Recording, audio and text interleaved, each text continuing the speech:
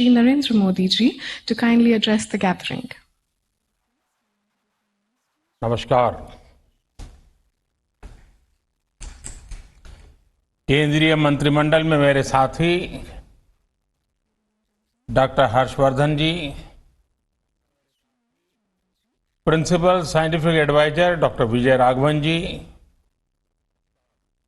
CSIR के मुखिया doctor Shekhar Shri Mande जी, विज्ञान जगत के अन्य सभी महानुभाव, देवी और सज्जनों, नेशनल फिजिकल लेबोरेटरी की प्लैटिनम जुबली समारोह की आप सभी को बहुत बहुत बधाई। आज हमारे वैज्ञानिक नेशनल एटॉमिक टाइम स्केल और भारतीय निर्देशक द्रव्य प्रणाली राष्ट्र को समर्पित कर रहे हैं और साथ ही देश की पहली नेशनल एनवायरमेंटल स्टैंडर्ड लेबोरेटरी का शिलान्यास भी हुआ है। नए दशक में ये शुभारंभ देश का गौरव बढ़ाने वाले हैं। साथियों, नया साल अपने साथ एक और बड़ी उपलब्धि लेकर आया है। भारत के वैज्ञानिकों ने एक नहीं दो made in India Covid vaccine विकसित करने में सफलता पाई है। भारत में दुनिया का सबसे बड़ा कोविड वैक्सीन प्रोग्राम भी शुरू होने जा रहा है। इसके लिए देश को अपने वैज्ञानिकों के योगदान पर बहुत गर्व है। हर देशवासी आप सभी वैज्ञानिकों का, टेक्नीशियनों का, सबका कृतज्ञ है। साथियों, आज उस समय को भी याद करने का दिन है जब हमारे वैज्ञानिक संस्थानों ने, आप सब ने कोरोना से मुकाबले के लिए वैक्सीन को विकसित करने के लिए दिन रात एक कर दिया। CSIR समेत अन्य संस्थानों ने एक साथ आकर हर चुनौती का सामना किया, नई नई परिस्थितियों के समाधान तलाशे। आपके इस समर्पण से आज देश में अपने इन साइंस इंस्टीट्यूशंस के प्रति जागरूकता और सम्मान का एक नया भाव पैदा हुआ है। हमारे युवा आज CSIR जैसे संस्थानों के बारे में और ज्यादा जानना समझना चाह रहे हैं। इसलिए मैं चाहूंगा कि CSIR के वैज्ञानिक देश के ज्यादा से ज्यादा स्कूलों के साथ, छात्र छात्राओं के साथ संवाद करें। कोरोना काल के अपने अनुभवों को और इस शोध क्षेत्र में किए गए कामों को नई पीढ़ी से साझा करें। इससे आने वाले कल में आपको युवा वैज्ञानिकों की नई पीढ़ी तैयार करने में, उन्हें प्रेरित करने में बड़ी मदद मिलेगी। साथियों, थोड़ी देर पहले 7.5 दशक की आपकी उपलब्धियों का यहां जिक्र हुआ है। इन वर्षों में इस संस्थान की अनेक महान विभूतियों ने देश की उत्तम से उत्तम सेवा की है। यहां से निकले समाधानों ने देश का पथ प्रशस्त किया है। सीएसआईआर एनपीएल ने देश के विकास के साइंटिफिक एवोल्यूशन और इवैल्यूएशन दोनों में अपना अहम रोल निभाया है। बीते सालों की उपलब्धियां और भविष्य की चुनौतियों पर चर्चा के लिए आज यहां कॉन्क्लेव भी हो रहा है।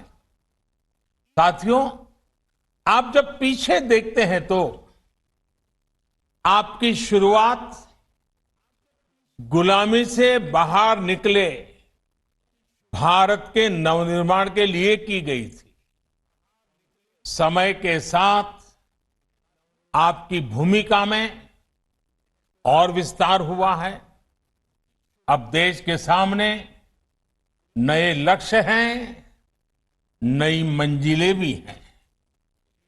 देश वर्ष 2022 में अपनी स्वतंत्रता के 75 वर्ष पूरे कर रहा है। वर्ष 2047 में 2047 में हमारी आजादी के 100 वर्ष होंगे। इस टाइम पीरियड में हमें आत्मनिर्भर भारत के नए संकल्पों को ध्यान में रखते हुए नए मानकों, नए पैमानों, न्यू स्टैंडर्ड्स, न्यू बेंचमार्क्स को गढ़ने की दिशा में आगे बढ़ना ही है। साथियों, सीएसआईआर एनपीएल तो भारत का एक प्रकार से टाइम कीपर है, यानी भारत के समय की देखरेख व्यवस्था आपके ही जिम्मे है। जब समय की जिम्मेदारी आपकी है तो समय का बदलाव भी आपसे ही शुरू होगा। नए समय का, नए भविष्य का निर्माण भी आपसे ही दिशा पाएगा।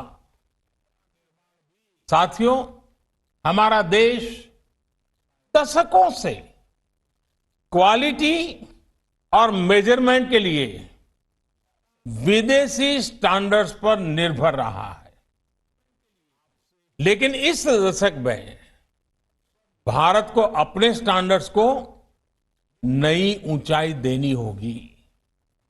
इस दशक में भारत की गति, भारत की प्रगति, भारत का उत्थान, भारत की छवि, भारत का सामर्थ्य, हमारी कैपेसिटी बिल्डिंग हमारे स्टैंडर्ड से ही तय होंगे।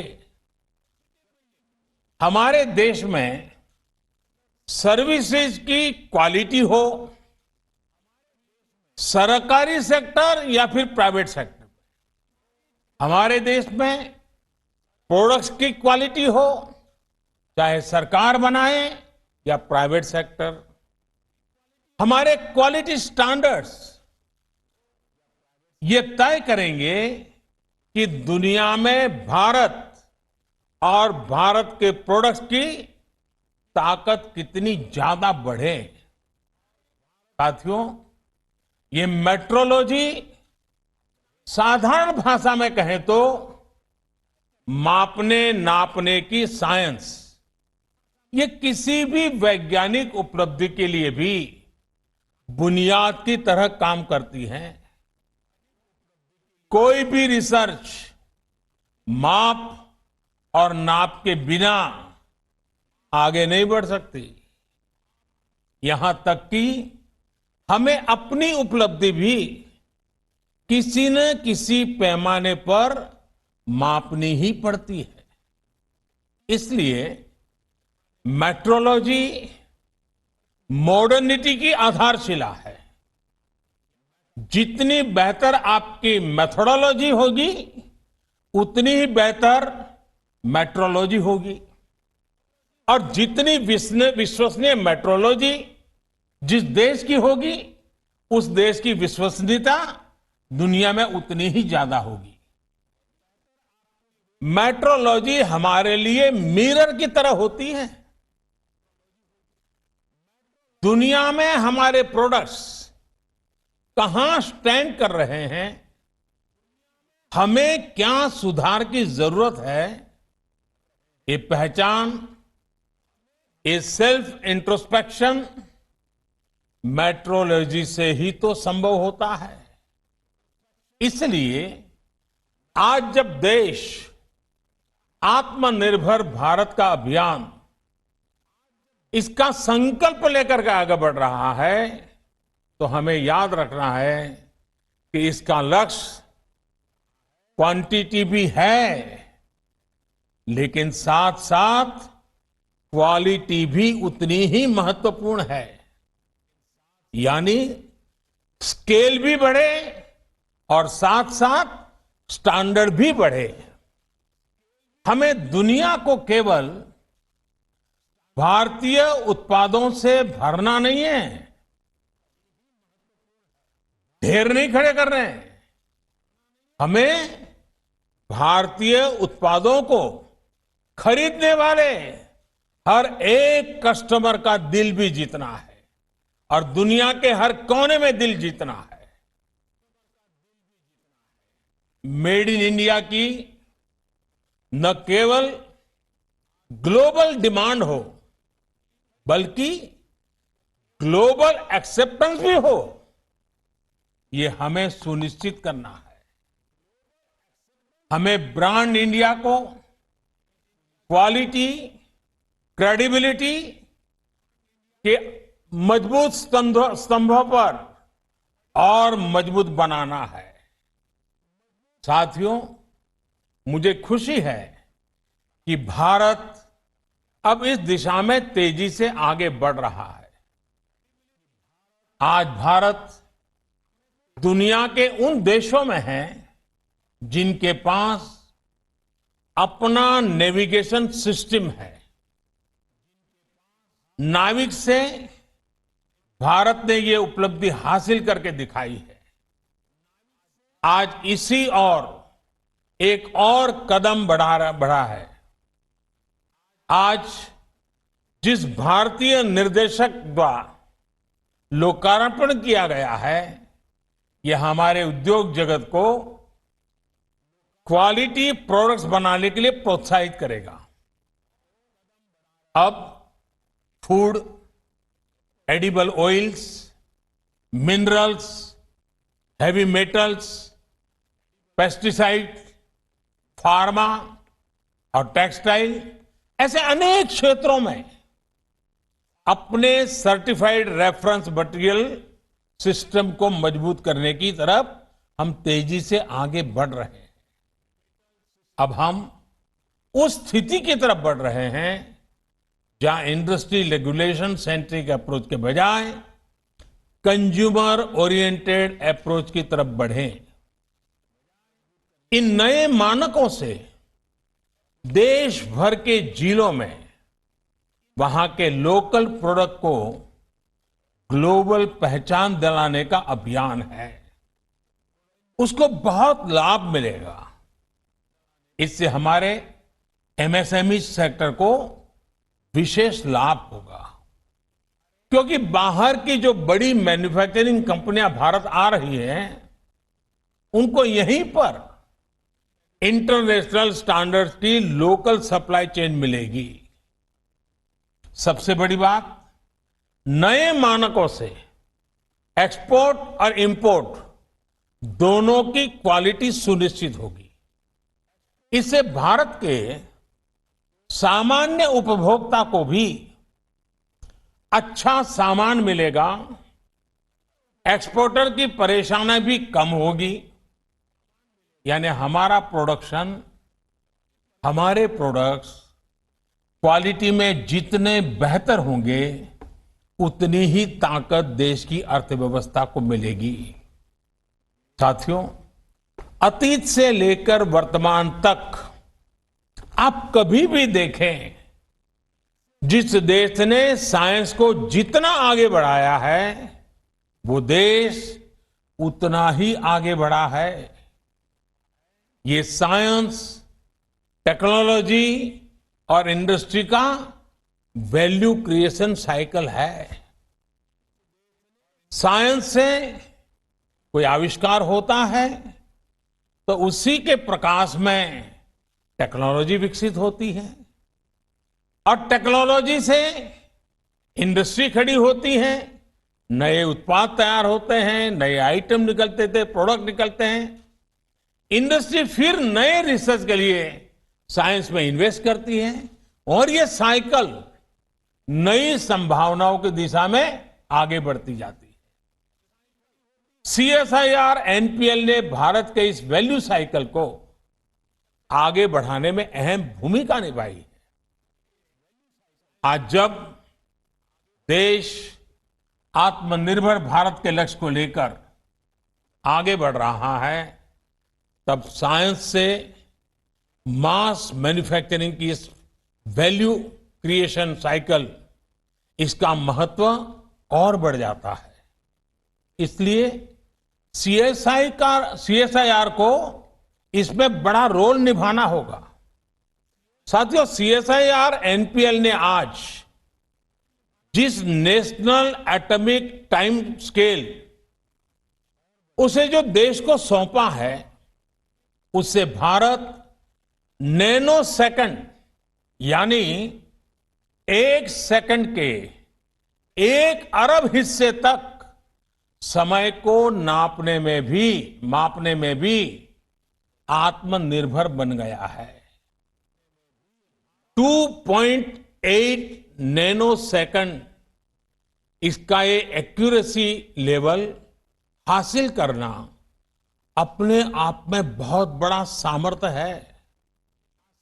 अब इंटरनेशनल स्टैंडर्ड टाइम, उसको हमारा Indian standard time 3 nano second से भी कम की एक्यूरेसी लेवल से मैच कर रहा है। इसमें इसरो सहित हमारे जितने भी संस्थान कटिंग एज टेक्नोलॉजी में काम कर रहे हैं, उनको बहुत मदद मिलने वाली है। इससे banking, railway, defence, health, telecom, weather forecast, disaster management, अनगिनत सेक्टर से जुड़ी आधुनिक टेक्नोलॉजी में ये बहुत मदद मिलेगी। इतना ही नहीं, ये इंडस्ट्री, हम जो इंडस्ट्री 4.0 की बात करते हैं, उस इंडस्ट्री 4.0 के लिए भी भारत की भूमिका को सशक्त करेगा। साथियों, आज का भारत पर्यावरण की दिशा में दुनिया का नेतृत्व करने की तरफ बढ़ रहा है, लेकिन एयर क्वालिटी और एमिशन को मापने की टेक्नोलॉजी से लेकर टूल्स तक हम दूसरों पर निर्भर रहे हैं। आज इसमें भी आत्मनिर्भरता के लिए हमने एक बड़ा कदम उठाया है। इससे भारत में प्रदूषण से निपटने के लिए ज्यादा सस्ते और प्रभावी सिस्टम तो विकसित ही होंगे, साथ में एयर क्वालिटी और एमिशन से जुड़ी टेक्नोलॉजी के ग्लोबल मार्केट में भी भारत की हिस्सेदारी बढ़ जाएगी। हमारे वैज्ञानिकों के ही सतत प्रयासों से भारत आज ये उपलब्धि हासिल कर रहा है। साथियों, किसी भी प्रगतिशील समाज में रिसर्च जीवन का एक सहज स्वभाव भी होता है और सहज प्रक्रिया भी होती है। रिसर्च के प्रभाव कॉमर्शियल भी होते हैं, सोशल भी होते हैं, और रिसर्च हमारे ज्ञान को, हमारी समझ को विस्तार देने के लिए भी काम आती है। कई बार रिसर्च करते समय यह अंदाजा नहीं होता है कि फाइनल गोल के अलावा भी वो और किस दिशा में जाएगी, भविष्य में वो और किस काम आएगी। लेकिन इतना तय है कि रिसर्च ज्ञान का नया अध्याय कभी भी व्यर्थ नहीं जाता है। हमारे यहां शास्त्रों में जैसे कहा है ना, आत्मा कभी मरती नहीं है, मैं मानता हूं रिसर्च भी कभी मरती नहीं है। इसलिए मैं ऐसे कितने ही उदाहरण हैं, फादर ऑफ जेनेटिक्स मेंडल के काम को पहचान कब मिली? उनके जाने के बाद मिली। निकोला टेस्ला के काम का पोटेंशियल भी काफी बाद में दुनिया पूरी तरह समझी। कई रिसर्च हम जिस दिशा में, जिस उद्देश्य के लिए कर रहे होते हैं, वो पूरा नहीं होता, लेकिन वही रिसर्च किसी दूसरे सेक्टर में पाथ ब्रेकिंग हो जाती है। उदाहरण के तौर पर देखिए, जगदीश चंद्र बोस जी ने कोलकाता के प्रेसिडेंसी कॉलेज में माइक्रोवेव के सिद्धांत को प्रस्तुत किया था। सर बोस उनके कॉमर्शियल इस्तेमाल की दिशा में नहीं बढ़े, लेकिन आज रेडियो कम्युनिकेशन सिस्टम उसी सिद्धांत पर खड़ा है। विश्व युद्ध के समय जो रिसर्च युद्ध के लिए था या सैनिकों को बचाने के लिए हुई, बाद में उन्होंने ही अलग अलग सेक्टर्स को रिवोल्यूशनाइज कर दिया। ड्रोन्स भी पहले युद्ध के लिए ही बनाए गए थे, लेकिन आज ड्रोन से फोटोशूट भी हो रहा है और सामान की डिलीवरी भी हो रही है। इसलिए आज ये जरूरी है कि हमारे वैज्ञानिक, हमारे खासकर युवा वैज्ञानिक रिसर्च के क्रॉस यूटिलाइजेशन की हर संभावना को एक्सप्लोर करें। उनके सेक्टर से बाहर उनकी रिसर्च को कैसे प्रयोग हो सकता है, ये सोच हमेशा रहनी चाहिए। साथियों, आपकी छोटी सी रिसर्च कैसे दुनिया का भविष्य बदल सकती है, कई उदाहरण हैं दुनिया में। अगर बिजली का उदाहरण ले ले, आज जीवन का कोई ऐसा हिस्सा नहीं है, कोई पहलू नहीं है जहां बिजली के बिना गुजारा हो सके। ट्रांसपोर्टेशन हो, कम्युनिकेशन हो, इंडस्ट्री हो या फिर रोजमर्रा का जीवन, सब कुछ बिजली से जुड़ा हुआ है। एक सेमीकंडक्टर के आविष्कार ने दुनिया इतनी बदल गई है। एक डिजिटल क्रांति ने हमारे जीवन को कितना एनरिच कर दिया है। ऐसी कितनी ही संभावनाएं इस नए भविष्य में हमारे युवा रिसर्चर के सामने पड़ी हैं। आने वाला भविष्य आज से बिल्कुल अलग होगा और इस दिशा में वो एक रिसर्च, वो एक आविष्कार आप ही को करना है। पिछले 6 सालों में देश ने इसके लिए नए सिरे से फ्यूचर रेडी इकोसिस्टम बनाने की दिशा में काम किया। आज भारत ग्लोबल इनोवेशन रैंकिंग में दुनिया के टॉप 50 देशों में पहुंच गया है। देश में आज बेसिक रिसर्च पर भी जोर दिया जा रहा है और peer reviewed science and engineering publications की संख्या में भारत दुनिया के टॉप 3 देशों में है। आज भारत में इंडस्ट्री और इंस्टीट्यूशंस के बीच कोलैबोरेशन भी मजबूत किया जा रहा है। दुनिया की बड़ी बड़ी कंपनियां भी भारत में अपने रिसर्च सेंटर और फैसिलिटीज स्थापित कर रही है। बीते वर्षों में इन फैसिलिटीज की संख्या भी बहुत ज्यादा बढ़ी है। इसलिए साथियों, आज भारत के युवाओं के पास रिसर्च और इनोवेशन में असीम संभावनाएं हैं। लेकिन आज हमारे लिए जितना इनोवेशन क्रिटिकल है, उतना ही महत्वपूर्ण है इनोवेशन को इंस्टीट्यूशनलाइज करना। ये कैसे हो, इंटेलेक्चुअल प्रॉपर्टी की सुरक्षा कैसे हो, ये भी आज हमारे युवाओं को सिखाना है। हमें ये याद रखना है कि हमारे जितने पेटेंट्स होंगे उनकी यूटिलिटी हमारे इन पेटेंट्स की होगी, हमारी रिसर्च जितने सेक्टर्स में लीड करेगी उतनी ही आपकी पहचान मजबूत होगी, उतना ही ब्रांड इंडिया मजबूत होगा। हम सबको कर्मण्येवाधिकारस्ते मां फलेषु कदाचन के मंत्र से ऊर्जा लेकर कर्म में जुटे रहना है। और शायद इस मंत्र को जीवन में अगर किसी ने उतारा है तो मुझे हमेशा लगता है साइंटिस्टों ने उतारा हुआ है।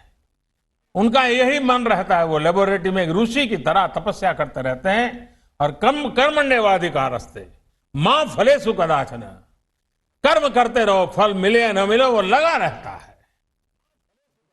आप सिर्फ भारत की साइंस और टेक्नोलॉजी के एक कर्मयोगी नहीं है, बल्कि आप 130 करोड़ से ज्यादा भारतीयों की आशा और अपेक्षाओं की पूर्ति के भी साधक है। आप सफल होते रहें, इसी कामना के साथ आपको नए साल की फिर से बहुत बहुत शुभकामनाएं देता हूं। बहुत बहुत धन्यवाद।